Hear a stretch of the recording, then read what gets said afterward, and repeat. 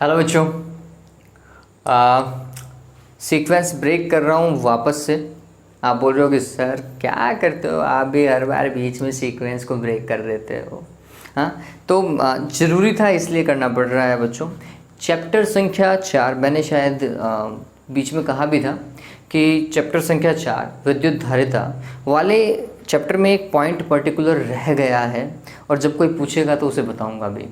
तो thank you Lokendra, आपने शायद मेरे को पहले भी रिमाइंड करवाया था कि सर ये पॉइंट रह गया है।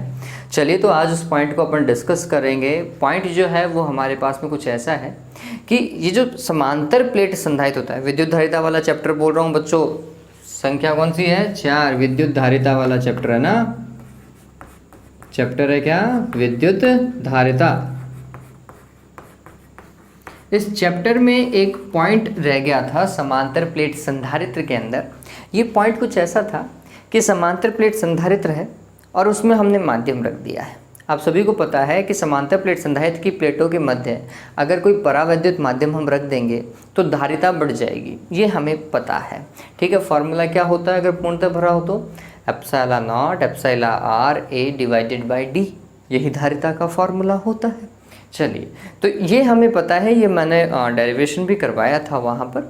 अब हमें क्या डिस्कस करना है कि वो जो प्लेटों के बीच में माध्यम भर देता है ना बच्चों, उस माध्यम से क्या प्रभाव पड़ता है। ठीक है, टॉपिक हमारे पास में क्या है वो समझिए। समांतर प्लेट संधारित्र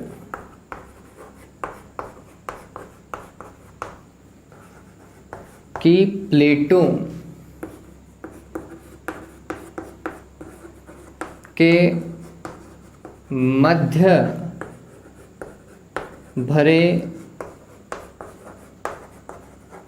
परावैद्युत पदार्थ या फिर माध्यम का प्रभाव। टॉपिक बड़ा है ना, ऐसा दिख ही रहा होगा, बहुत बड़ा टॉपिक हो गया। अरे तो इस परावैद्युत माध्यम का क्या प्रभाव पड़ रहा है वो हम डिस्कस करेंगे। इसके अंदर वैद्युत प्रवृत्ति का फाइनली हम फॉर्मूला देखने की कोशिश करेंगे कि उसका फॉर्मूला क्या आता है। ऑलराइट, चलिए तो काम करते हैं। तो सबसे पहले समझो बच्चों कि समांतर प्लेट संधारित्र ऐसा, फिर इस समांतर प्लेट संधारित्र की एक प्लेट किसकी होगी? आंसर है प्लस के चार्ज की होगी, धनात्मक आवेशित होगी, है ना। और ये वाली उतना का उतना यहाँ पर क्या होना चाहिए? ऋणात्मक आवेश होना चाहिए। कुछ ऐसी प्लेटें होती हैं।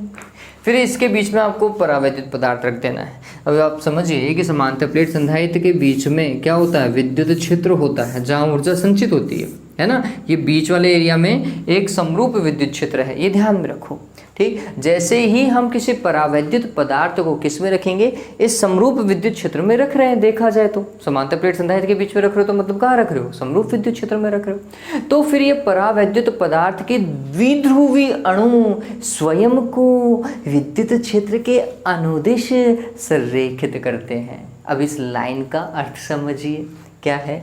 जब हम द्विध्रुव रखते हैं, मतलब परावैद्युत पदार्थ जब हम रखते हैं बच्चों, तो वो परावैद्युत पदार्थ के अंदर एक तो होगा प्लस और एक होगा बच्चों माइनस।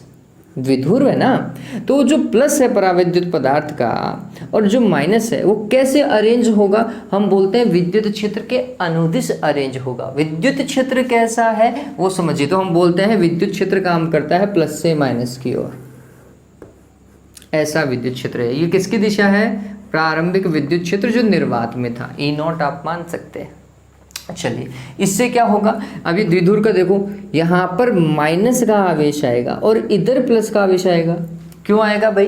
क्योंकि ये जो समांतर प्लेट संधारित्र की प्लस की प्लेट है वो माइनस को अपनी ओर आकर्षित करेगी ना। चलिए, फिर जब हम पदार्थ को रखते हैं तो आपको कुछ ऐसा अरेंजमेंट दिखाई देगा।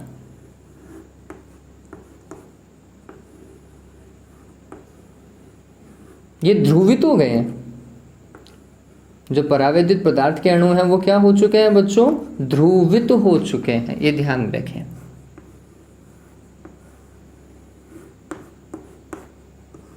इसे ही परावैद्युत पदार्थों का ध्रुवणाप कह सकते हैं।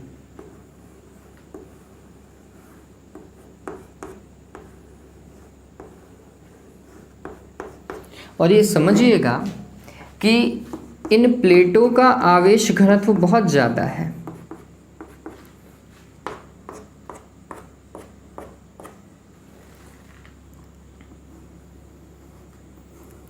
अब ऐसा माइनस प्लस,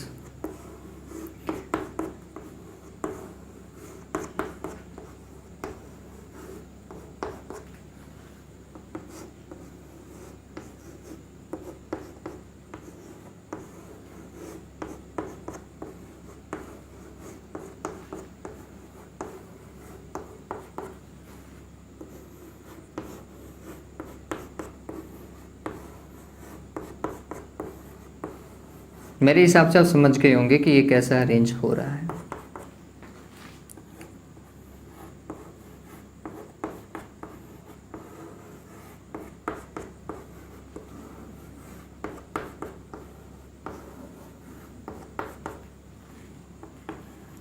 आप इसे ऐसा भी समझ सकते थे बच्चों, हम बोलते हैं कि जब किसी धनात्मक आवेश को समरूप विद्युत क्षेत्र में रखते हैं तो धनात्मक आवेश विद्युत क्षेत्र की दिशा में गति करता है या बल अनुभव करता है, जबकि किसी ऋणात्मक आवेश को अगर रखा जाए तो ऋणात्मक आवेश कहाँ जाता है, विद्युत क्षेत्र के विपरीत दिशा में बल अनुभव करता है। ऐसा ही तो है।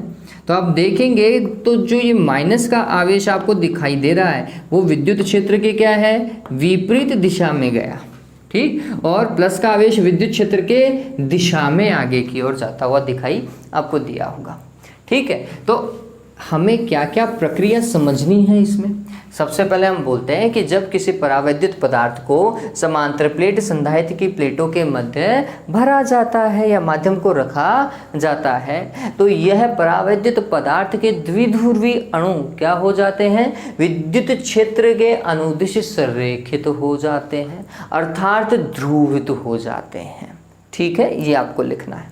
फिर इसके बाद में हम क्या बोलने वाले हैं, अतः इन द्विध्रुवों का ऋणात्मक आवेश जो है समांतर प्लेट संधारित्र की धनात्मक आवेश के निकट, और जो द्विध्रुव का प्लस का आवेश है वो कहाँ की ओर, ऋणात्मक प्लेट के निकट होता है। या फिर आप ऐसा भी कह सकते हैं कि द्विध्रुव का धनात्मक आवेश विद्युत क्षेत्र की दिशा में विस्थापित होता है, जबकि द्विध्रुव का ऋणात्मक आवेश विद्युत क्षेत्र के विपरीत दिशा में क्या होता है, विस्थापित होता है। इस प्रक्रिया में द्विध्रुव के जो अणु एक दूसरे के निकट हैं तथा जिन पर विपरीत आवेश हैं एक दूसरे को क्या करते हैं, निरस्त करते हैं। इसका मतलब ये है बच्चों, ये प्लस इस माइनस के निकट है, ये एक दूसरे को कैंसिल करेगा।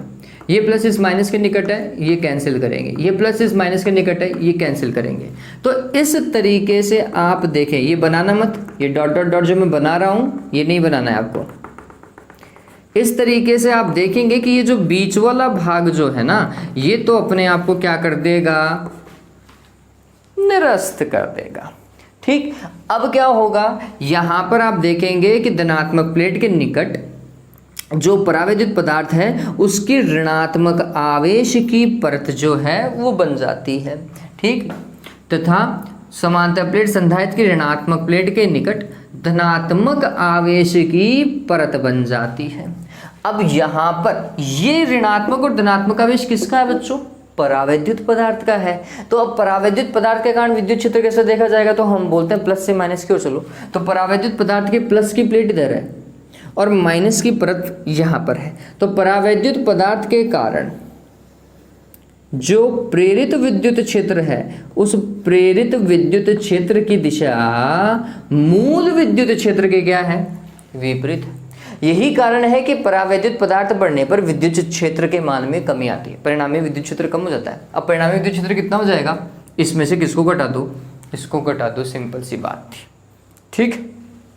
चलिए अब समझिए मैं क्या करने वाला हूँ, पहले थ्योरी लिख देता हूँ 2-3 लाइनें, वो आप उतार लीजिएगा। उसके बाद में डेरिवेशन तो बहुत सिंपल है, आपको अच्छे से समझ में आ जाएगी। ऑलराइट, तो हम क्या कर रहे हैं, हम बोल रहे हैं कि जब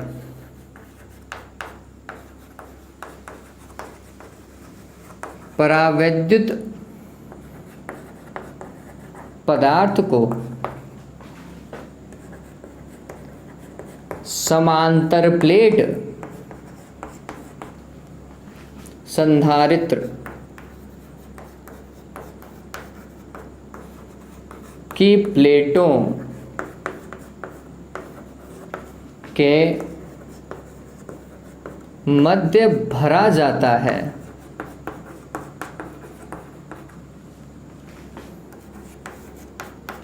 तब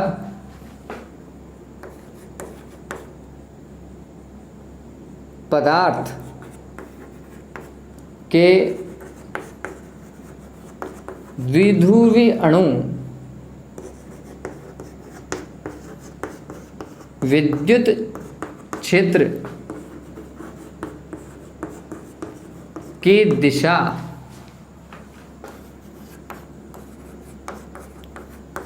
के अनुदिश क्या होते हैं बच्चों? संरेखित हो जाते हैं। अर्थात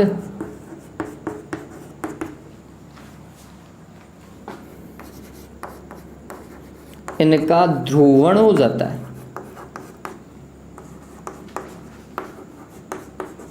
ठीक है, यही ध्रुवण है बच्चों।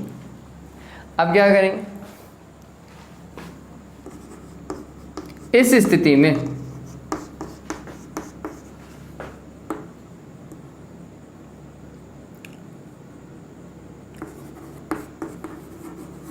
द्विध्रुव के आवेश जो अणु पर उपस्थित हैं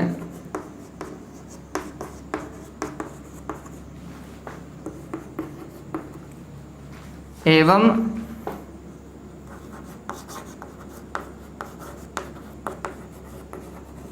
विपरीत प्रकृति तथा सन्निकट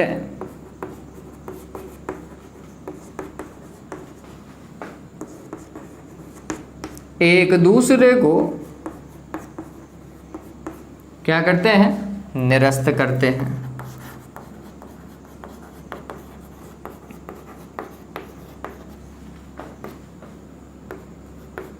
एवं इस प्रकार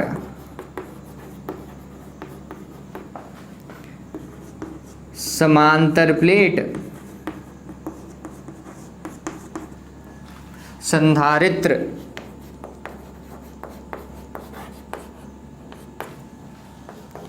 की पॉजिटिव प्लेट के निकट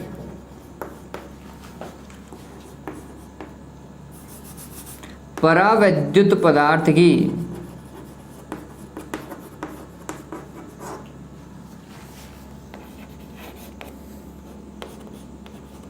ऋणात्मक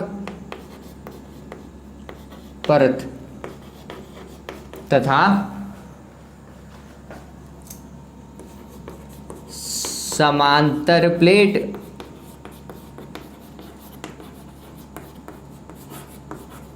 संधारित्र की ऋणात्मक प्लेट के निकट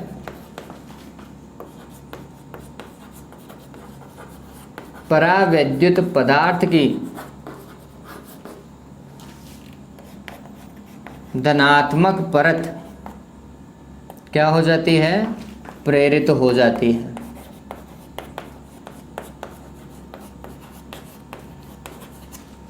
ठीक है, ये तो इसकी थ्योरी में अभी 2 लाइनें और बाकी हैं। क्या है वो देखें। अब हम विद्युत क्षेत्र की बात करेंगे।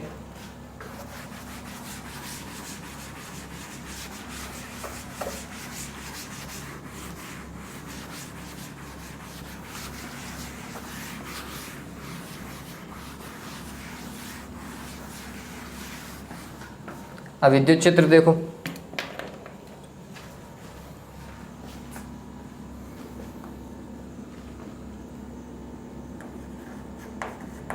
अतः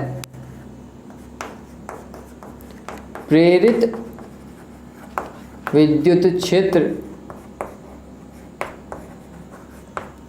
की दिशा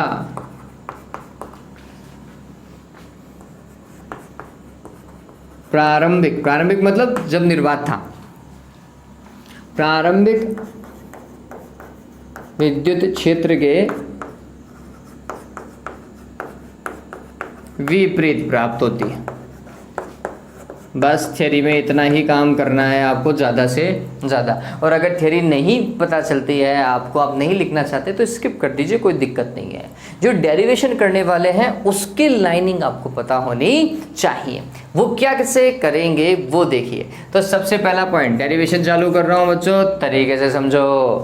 हम क्या बोल रहे हैं, सबसे पहले तो क्या था, निर्वात था, तो निर्वात में विद्युत क्षेत्र देखो, ठीक है। तो हमने क्या बोलना है, हम बोल रहे हैं समांतर प्लेट, समझना, यहाँ से आप काम करना चालू कर सकते थे। समांतर प्लेट संधारित्र की प्लेटों के मध्य प्रारंभिक विद्युत क्षेत्र। प्रारंभिक विद्युत क्षेत्र कितना बच्चों, तो हम बोलते हैं प्रारंभ में तो निर्वात था, निर्वात के अंदर विद्युत क्षेत्र कितना होता है समांतर प्लेट संधारित्र के मध्य, सिग्मा अपॉन एप्सिलॉन नॉट। यहाँ पे सिग्मा क्या है, तो हम बोलते हैं पृष्ठीय आवेश घनत्व, किसका, समांतर प्लेट संधारित्र की किसी भी एक प्लेट का।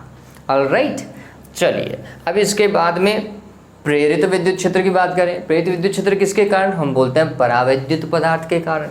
तो परावैद्युत पदार्थ, परावैद्युत पदार्थ के कारण क्या बच्चों, क्या निकालेंगे, प्रेरित विद्युत क्षेत्र। और प्रेरित विद्युत क्षेत्र को हमने लिखा था EP, ठीक है। ये कितना होगा, तो ये समझिए बच्चों, इसका आवेश घनत्व मतलब परावैद्युत पदार्थ की जो परत है, इसका आवेश घनत्व इसके आवेश घनत्व से कम है, समांतर प्लेट संधारित्र के आवेश घनत्व से कम है, ये बात ध्यान में रखना। तो परावैद्युत पदार्थ के लिए ये जो आवेश घनत्व देखा जाएगा इसे सिग्मा P बोलेंगे। पृष्ठीय आवेश घनत्व को क्या बोलेंगे, इसका सिग्मा P। प्रेरित आवेश घनत्व या प्रेरित पृष्ठीय आवेश घनत्व डिवाइडेड बाय क्या, एप्सिलॉन नॉट। मैं कोमा लगा करके लिख देता हूँ, ये सिग्मा P क्या है, प्रेरित पृष्ठीय आवेश घनत्व। और एक और बात बता देता हूँ, यही प्रेरित पृष्ठीय आवेश घनत्व ही बच्चों किसकी भांति कार्य करता है, ध्रुवण सदिश की भांति कार्य करता है। ये बात ध्यान में रखना। इस प्रेरित पृष्ठीय आवेश घनत्व का जो परिमाण है बच्चों, वो क्या बताता है, ध्रुवण सदिश को बताता है। अगर आपको याद हो तो ध्रुवण सदिश क्या होता है बच्चों, वो जो बोल रहे थे ना अपन, अरे आपको ऐसा कुछ याद होगा कि ध्रुवण होता क्या है। हम बोलते हैं कि जब किसी परावैद्युत पदार्थ को किसी विद्युत क्षेत्र में रखते हैं तो वो स्वयं को क्या करता है, विद्युत क्षेत्र के अनुदिश संरेखित करता है, यही क्या है, ध्रुवण है, ठीक है। तो वो उसके इकाई आयतन में कितना द्विध्रुव आघूर्ण उत्पन्न हुआ, उसे ही हम क्या आपको बोलते हैं, ध्रुवण सदिश बोलते हैं। अरे ऐसा ही तो बोला था ना कि इकाई आयतन में उत्पन्न हुआ या प्रेरित हुआ द्विध्रुव आघूर्ण। द्विध्रुव आघूर्ण क्या होता है बच्चों, P, और वो कौन से आयतन में, इकाई आयतन में, तो P/V करते हैं। फिर P क्या था, विद्युत द्विध्रुव आघूर्ण। विद्युत द्विध्रुव आघूर्ण का मात्रक क्या होता है, कूलाम × मीटर डिवाइडेड बाय नीचे क्या, मीटर क्यूब। आयतन का मात्रक तो यही होगा, इसको इससे काट दीजिए, क्या हो जाएगा, कूलाम प्रति मीटर स्क्वायर। अब गौर करोगे ये मात्रक कौन सी राशि का है, हम बोलते हैं पृष्ठीय आवेश घनत्व का यही मात्रक होता है। तो इसका मतलब ये है कि प्रेरित पृष्ठीय आवेश घनत्व का परिमाण ही क्या है बच्चों, ध्रुवण सदिश P का परिमाण होगा, ठीक है, ये ध्यान में रखिएगा। चलिए अभी तो इसके ऊपर गौर कीजिए। परिणामी विद्युत क्षेत्र क्या होगा, तो हम बोलते हैं दोनों विद्युत क्षेत्र एक दूसरे के विपरीत दिशा में है, तो जो ज़्यादा है उसमें से कम को घटाओ, वही परिणामी विद्युत क्षेत्र होगा। अतः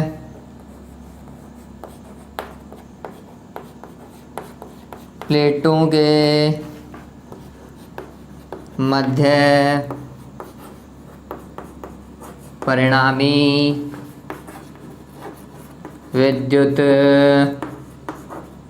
क्षेत्र कितना भाई, तो हमने लिखा ई रिजल्टेंट। और ई रिजल्टेंट क्या होगा बच्चों, तो हम बोलते हैं निर्वात वाले विद्युत क्षेत्र में से प्रेरित वाला विद्युत क्षेत्र घटा दो। ठीक है, चलिए ये कितना, sigma divided by epsilon not में से किसको, सिग्मा पी बटा एप्सिलॉन नॉट को घटाना है। यही विद्युत क्षेत्र है, परिणामी विद्युत क्षेत्र। ठीक है, अब आप थोड़ा सा और गौर करो, परिणामी विद्युत क्षेत्र, अरे माध्यम रख दोगे तो विद्युत क्षेत्र कितना होता है भाई, माध्यम रखने पर विद्युत क्षेत्र कितना, सिग्मा बटे एप्सिलॉन नॉट एप्सिलॉन आर। माध्यम वाला आ जाएगा ना, वो जो परावैद्युतांक है वो भी तो ऐड होगा। तो ये समझिए, ये मैं मिटा रहा हूं।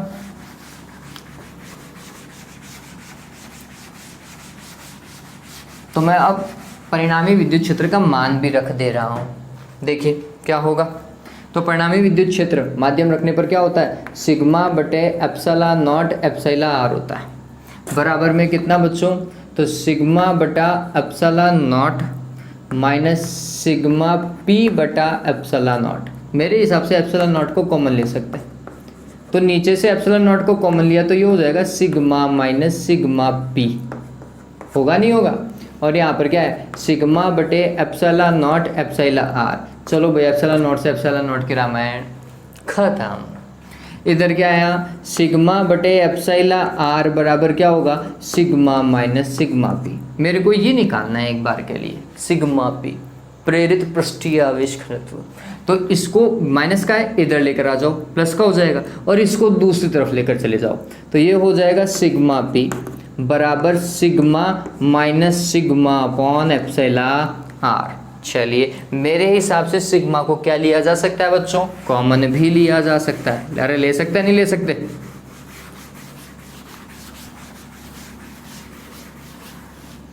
तो सिग्मा को क्या करना है, आपको कॉमन ले लेना है।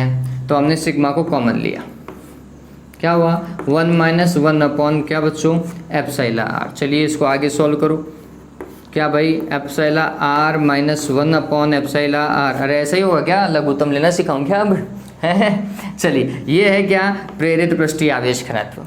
ठीक है ये बात। चलिए इसे दे देते हैं समीकरण नंबर 1 2 3 4 3 दे देते हैं, पहली और दूसरी तो दे चुके हैं शायद।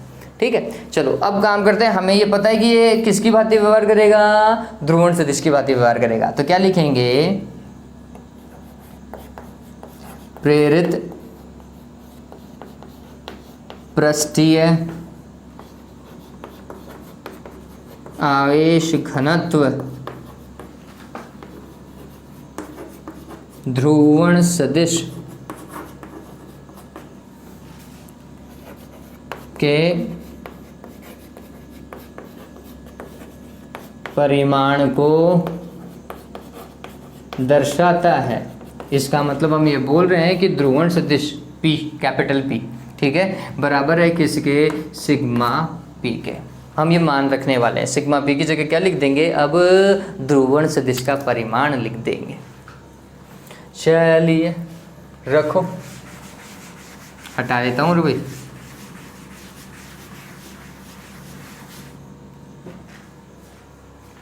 देखिए मान रख रहा हूँ मैं इसकी जगह, तो ये हो जाएगा क्या बच्चों, P बराबर कितना बच्चों, sigma divided by epsilon r 1 minus epsilon r, उल्टा लिख दिया, सॉरी, एप्सिलॉन आर माइनस 1।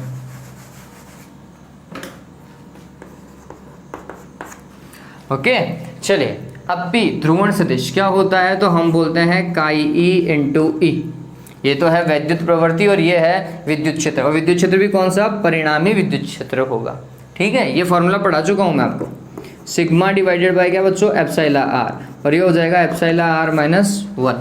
गौर कीजिए भाई, परिणामी विद्युत क्षेत्र क्या होता है, सभी को पता होना चाहिए, sigma divided by epsilon naught into epsilon r, यही होता है। बराबर में क्या, sigma upon epsilon r minus 1। Sigma से सिग्मा कैंसिल, एप्सिलॉन आर से एप्सिलॉन आर कैंसिल, तो काई ई बराबर क्या हो जाएगा, एप्सिलॉन नॉट गुणा होगा, नहीं होगा, ध्यान रखिएगा। विद्युत प्रवृत्ति का फॉर्मूला जो आरबीएससी में दे रखा है, ठीक है, चलो अपन तो आरबीएससी अभी कर रहे हैं कवर, तो फिर इसको इतना ही समझ लीजिएगा। सीबीएसई वालों के लिए अभी अपन डिस्कस नहीं कर रहे इस चीज़ को। ऑलराइट, तो पता चल गया होगा। वैद्युत प्रवृत्ति का मात्रक क्या होता है वैसे? मात्रकहीन, ठीक है, ध्यान में रखिएगा। मात्रकहीन और विमाहीन भौतिक राशि है। तो डेरिवेशन कंप्लीट हो गई बच्चों, इतना ही करना था, इससे ज़्यादा नहीं है। ऑलराइट, तो ये होने के बाद में बच्चों एक न्यूमेरिकल और है जो कि अभी बच्चों ने पूछा व्हाट्सएप ग्रुप के ऊपर। न्यूमेरिकल बहुत अच्छा है, इसलिए मैं उसे डिस्कस कर रहा हूँ, संधारित्र से रिलेटेड ही है।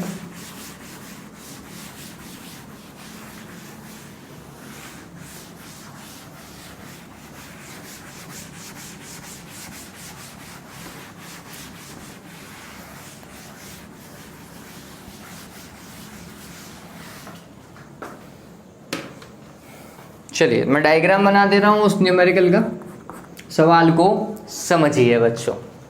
ये सवाल कुछ ऐसा है कि समांतर प्लेट संधारित्र कुछ ऐसे दिए गए हैं।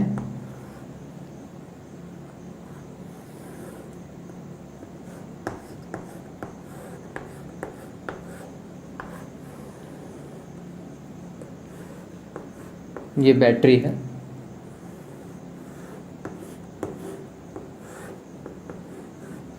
तो ध्यान में रखना ये बैटरी है और ये संधारित्र लगे हुए हैं, कुछ ऐसा। यहाँ पर 100 पिको फैरेड का संधारित्र, ये दोनों संधारित्र 200 पिको फैरेड के हैं, ये बात ध्यान में रखना। पिको में है 10 की घात -12, और ये वाला वापस से 100 पिको फैरेड है, सभी के मात्रक समान है। फिर ये जो बैटरी लगी हुई है ये 300 वोल्ट की बैटरी है ना, और बोल रहा है कि तुल्य धारिता ज्ञात करो परिपथ की। पहला, जितने भी संधारित्र हैं सभी पर आवेश ज्ञात करो, और सभी पर विभव का मान भी आपको क्या करना है, ज्ञात करना है, कि प्रत्येक प्लेट के बीच में विभवांतर कितना है वो भी ज्ञात करना है। मतलब आवेश भी ज्ञात करो, विभवांतर भी ज्ञात करो, और धारिता तो ज्ञात करनी ही करनी है। सवाल बड़ा है, डायग्राम थोड़ा सा समझिए। तो हमने क्या करना है, सबसे पहले तो इनका नामकरण, तो हमने बोला C1, C2, C3 और C4, या तो ये भी पॉसिबल है कि ये नाम दिए हुए हैं। ऑलराइट, अब हमें ये समझना है कि इसके संगत आवेश लिख देंगे Q1, इसके संगत आवेश लिख देंगे Q2, इसके लिए Q3 और इसके लिए Q4, इसके संगत विभवांतर लिख देंगे V1, V2, V3 और V4। ऐसा आप ध्यान में रखना। अब मैं सबसे पहले तुल्य धारिता की बात करता हूँ कि तुल्य धारिता कैसे की जाएगी। तो यहीं से इसी डायग्राम से अपन काम करना चालू करते हैं। तो मैंने क्या किया बच्चों, इस वाले पॉइंट को नाम दिया P और इस वाले पॉइंट को नाम दिया Q एक बार के लिए। तो P और Q के बीच में मैंने तुल्य धारिता निकालने की सोची। शुरुआत तो ऐसे ही करेंगे, ठीक। तो हमने लिखा P तथा Q के मध्य तुल्य धारिता। अब ये दोनों संधारित्र देखे कौन से क्रम में है, आंसर है श्रेणी क्रम में। श्रेणी क्रम में तुल्य धारिता क्या होती है, तो श्रेणी क्रम और संधारित्र है बच्चों, क्या होगा भाई, C1 C2 divided by C1 plus C2, ठीक है। अब यहाँ पर आप देखोगे तो C1 C2 की जगह क्या है, C2 और C3 है। तो हमने बोला इन दोनों के बीच में तुल्य धारिता, मैंने लिख दिया Cx। क्या लिख रहा हूँ मैं, Cx बराबर क्या होगा, आंसर है C2 C3। इन दोनों के अकॉर्डिंग फॉर्मूला को चेंज करो, फिर C2 प्लस C3 क्या हो जाएगा ये, तो ये हो जाएगा 200 गुणा 200 बटे 200 प्लस 200, और पिको फैरेड में तो आएगा ही आएगा। गौर कीजिए नीचे 400 हो जाएगा, क्या 400 हो जाएगा, तो 2 0 से 2 0 काट देना, और ये 2 दूनी 4 और नीचे वाला 4 कैंसिल, तो बच गया क्या, मेरे हिसाब से 100। सॉल्व कर सकते हो ना मेरे हिसाब से। चलिए तो ये आ जाएगा 100 पिको फैरेड। अब इन दोनों को तो हटाओ संधारित्रों को, और इनकी जगह क्या लगाएंगे, Cx लगाएंगे, ठीक है। चलिए मैं इसके नीचे जगह छोड़ दे रहा हूँ बच्चों, है ना, ताकि हम काम कर सके किसके लिए, आवेश के लिए और विभव के लिए, इसी के समरूप, ठीक। चलिए अब नेक्स्ट, ये समझ में आ गया होगा मेरे हिसाब से। अब अपन बात करते हैं स्टेप सेकंड की, ये फर्स्ट था, स्टेप फर्स्ट। अब इन दोनों को तो हटाया यार, इनकी जगह जो नया संधारित्र आया वो कुछ ऐसा है। तो हमने बोला C1 ये है ना, CX ये है, और ये बैटरी, और इधर एक और संधारित्र है C4। आप देखेंगे C1 और C2 कौन से क्रम में है? समांतर क्रम में है। ठीक है, समांतर क्रम में है तो हमने लिखा C1 तथा CX की तुल्य धारिता। समांतर क्रम में तो जुड़ते हैं, मतलब C1 प्लस क्या करना चाहिए? CX करना चाहिए। यही क्या होगा? इनके मध्य की तुल्य धारिता। मैं इसे CY लिख देता हूँ। ठीक है, तो CY बराबर क्या हो जाएगा? आंसर समझिए, C1 का मान कितना? देखो उधर 100 है और इसका मान भी क्या है? 100 है। आंसर किस में आएगा? पिको फेरेड में। कितना हो गया? 200 पिको फेरेड। पता चल गया क्या? चलिए, इसके लिए भी अपन ये जगह छोड़ दे रहे हैं ताकि आवेश और विभव निकाल सके। ठीक है, अब बात करते हैं स्टेप थर्ड के। ठीक है, तो इन दोनों को तो हटाओ और इन दोनों को हटा करके क्या लगाएंगे? CY। तो वो हट गया और उसकी जगह आया CY। फिर इधर है C4 और इधर लगी हुई है बैटरी। देखो बैटरी ध्यान में रखना, एक डंडा बड़ा है एक डंडा छोटा है, जबकि समांतर प्लेट संधारित्र की प्लेटें बराबर लंबाई की होनी चाहिए। अब आप ये बताओ, ये दोनों कौन से क्रम में है? समांतर क्रम में नहीं बच्चों, श्रेणी क्रम है। एक ही तो तार जोड़ रहा है इन्हें। ठीक है, श्रेणी क्रम है। तो श्रेणी क्रम में तुल्य धारिता क्या होगी? तो हमने बोला इस केस में तुल्य धारिता होगी C इक्वलेंट। C इक्वलेंट बराबर क्या होगा वो समझिए। इसका मतलब ये है C इक्वलेंट हो जाएगा C1 C2 मतलब CY into C4 divided by C1 plus C2। इसका मतलब CY प्लस C4। ठीक है, चलिए CY का मान कितना? 200। C4 का मान कितना? C4 देखो उधर 100 बटे 200 प्लस 100 और पिको फेरेड में आएगा।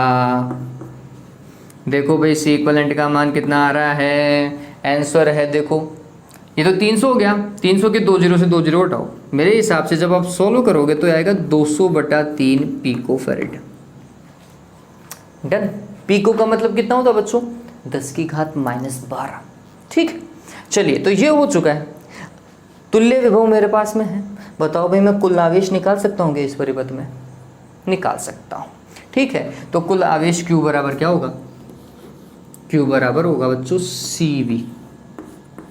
और मैं कुल आवेश की बात करता हूँ C इक्वलेंट की, तो फिर ये होगा, सॉरी Q इक्वलेंट बराबर क्या होगा? C equivalent into V। चलिए, C इक्वलेंट कितना?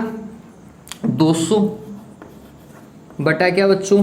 3 और P को मतलब 10 की घात -12 और V का मान कितना? 300।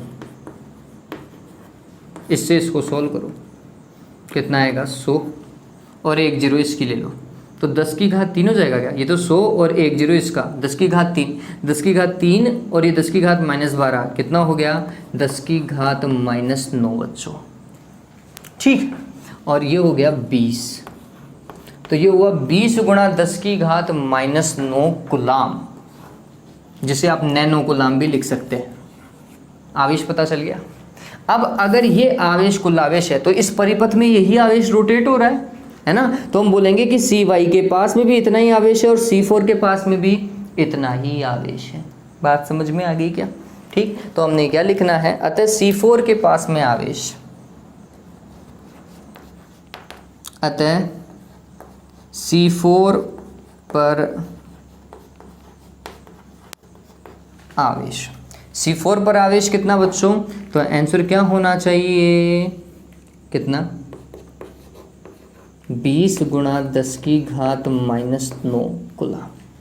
इतना आवेश, क्योंकि श्रेणी क्रम में रोटेट हो रहा है। Cy पर भी इतना ही है। चलो अब C4 पे अगर मेरे को आवेश पता है, मतलब ये Q4 का मान है, ये किसका मान है, Q4 का मान है, ठीक। तो मैं आसानी से इस पर क्या निकाल सकता हूँ, विभवांतर V निकाल सकता हूँ। कैसे भाई, Q बराबर CV के फॉर्मूले से, ठीक है। तो C4 is equals to Q4 is equals to C4 V4। तो V4 विभव क्या होगा, Q4 divided by C4। Q4 मतलब 20 गुणा 10 की घात -9 बटे C4 का मान देखो, C4 है 100 गुणा 10 की घात -12, ठीक है। इसको ऐसे काटो, 10 की घात -3 नीचे, 10 की घात -3 नीचे, तो ऊपर प्लस का 3 हो गया क्या। चलो तो हमने इसे सॉल्व किया, 20 गुणा 10 की घात 3 मतलब 1000, ठीक है, बटे क्या 100, कट गया, कितना आया 200 वोल्ट, ठीक है।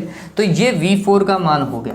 तो हमें पता चल गया C4 पर हम आवेश भी निकाल चुके हैं, C4 पर हम विभव भी निकाल चुके हैं, हो चुका, ठीक। कितना विभव, 200 वोल्ट विभव इसका। अगर 200 वोल्ट विभव C4 पर है तो Cy पर विभव कितना है, 100 वोल्ट। बात समझ में आ गई क्या, ये 100 वोल्ट इसके पास में चला गया, ठीक है। चलिए तो Cy के पास में, अब देखिए Cy के पास में विभव कितना है, तो हमने बोला Vy विभव होगा, और Vy का मान कितना बच्चों, 100 वोल्ट। इन दोनों के पास में 100 वोल्ट। अब ये कौन से क्रम में है, कौन से क्रम में है, C1 और Cx कौन से क्रम में, समांतर क्रम में। समांतर क्रम में सभी के पास में समान विभव जाता है, ध्यान में रखना, समान विभव जाता है। तो मतलब इसके पास में भी कितना है, Vy है, और इसके पास में भी Vy है, ठीक है। तो इस हिसाब से C1 पर विभव क्या आएगा,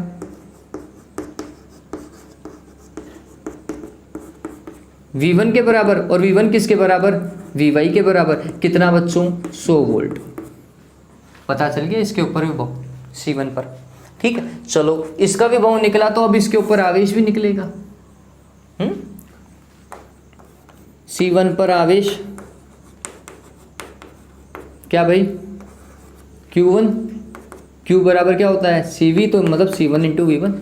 C1 का मान कितना, आंसर था 100 गुणा 10 की घात क्या -12 गुणा वापस से 100। बताओ भाई कितना, 10 की घात 4 हो गया, और ये 10 की घात -12, 10 की घात -8, जिसे मैं क्या लिख सकता हूँ, 10 गुणा 10 की घात -9 कूलाम। ये Q1 का मान पता चल गया। चलिए हो गया काम। चलो तो अपन ने C1 के लिए निकाल लिया और C4 के लिए निकाल लिया। अब बचे कौन, C2 और C3। C2 और C3 के लिए परिणामी क्या था, Cx था।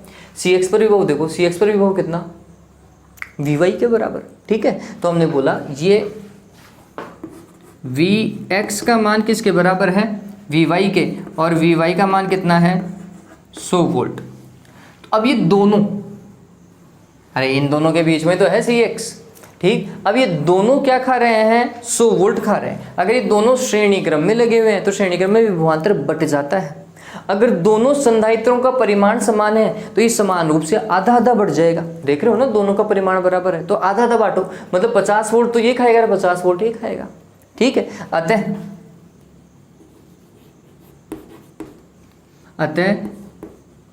C2 पर विभव